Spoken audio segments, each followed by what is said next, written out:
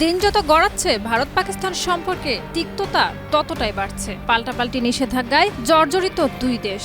এরই মধ্যে আবার পারমাণবিক হামলার ইঙ্গিত দিল পাকিস্তান। কি আছে দুই দেশের ভাগ্যে, শান্তি নাকি সংঘাত?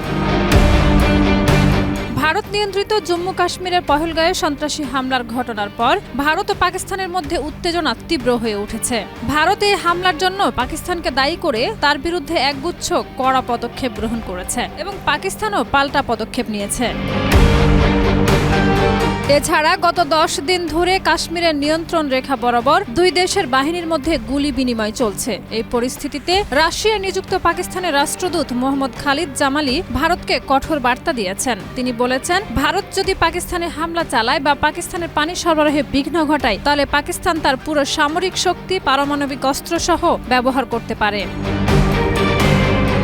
জামালি আরও দাবি করেছেন, ইসলামাবাদের কাছে বিশ্বাসযোগ্য গোয়েন্দা তথ্য রয়েছে যে ভারত পাকিস্তানে হামলা চালানোর পরিকল্পনা করছে। তিনি আরও জানান, কিছু ফাঁস হওয়া নথিতে পাকিস্তানের সুনির্দিষ্ট কিছু অঞ্চলে হামলা চালানোর সিদ্ধান্ত নেওয়ার কথা উল্লেখ রয়েছে, যা পাকিস্তানের ধারণা অনুযায়ী খুব শিগগিরই ঘটতে পারে।